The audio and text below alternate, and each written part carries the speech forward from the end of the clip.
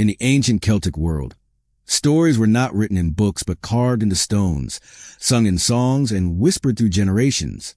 These were not simple tales of gods and heroes, but deep and powerful legends that shaped the lives and beliefs of the people who lived in the misty land of Ireland, Scotland, and Wales.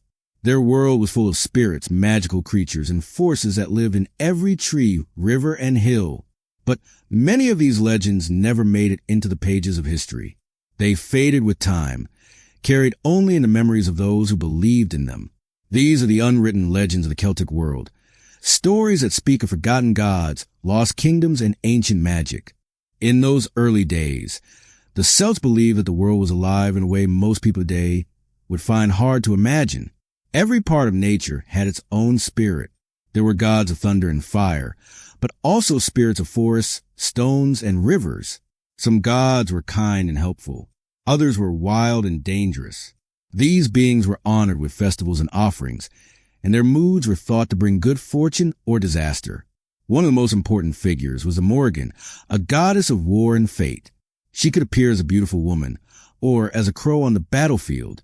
Her presence meant that something powerful was about to happen, often death or victory. People feared and respected her. But today, few remember her name, and her stories remain buried beneath the fog of time. Another story lost to time is that of Lyre and his children. It is said that Lyre was a great sea god, and his 4 children were turned into swans by a jealous stepmother.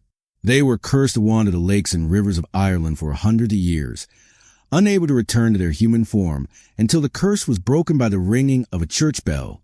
This tale was once told by every hearth in Celtic lands, a story of love, loss, and the cruelty of fate. Now, it survives only in fragments, with most of its meaning forgotten.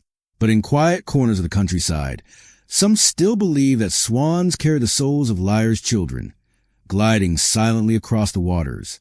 The Celts also believed in a hidden world called the Otherworld. It was a place of eternal youth and joy, ruled by powerful beings who could cross into the human world through portals hidden in hills or lakes. On certain nights, especially during Samhain, the boundary between worlds would become thin.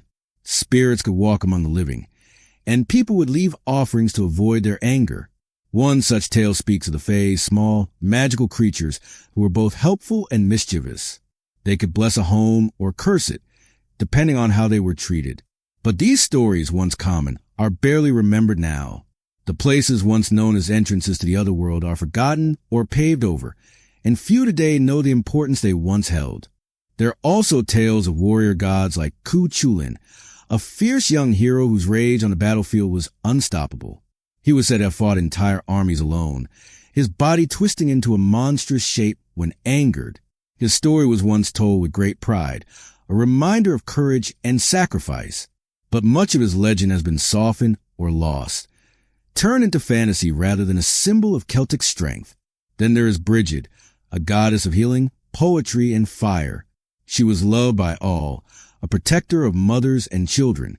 Over time, as new religion spread, she was merged with Christian saints and her name lived on. But her true story was hidden. These legends were not just stories. They were lessons, warnings, and hopes. They helped people understand the world and their place in it. They were shared during long winters and at great gatherings, passed from elder to child. But as time moved on, written language replaced oral tradition. Invading cultures brought their own gods, and the old stories were pushed aside. The legends that were not written down were eventually lost. Only echoes remain in old songs, strange place names, and in the quiet all people still feel when standing alone in a deep forest or beside an ancient stone circle. Today, historians and storytellers are trying to piece these tales back together. They search through ruins, old poems, and folk songs, looking for signs of the gods and spirits that once ruled the Celtic lands. But many parts of these legends may never be known.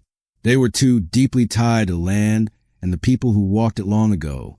Still, the unwritten legends of the ancient Celtic world live on in those who choose to believe. They remind us that there is still mystery in the world, that some truths are not found in books but in the wind, the trees, and the dreams of those who remember. Even if we can no longer hear the voices of the Druids or walk with the gods of the otherworld, the feeling of those stories remains. They tell us that the past is not dead. It waits just beneath the surface, ready to be remembered by those willing to listen.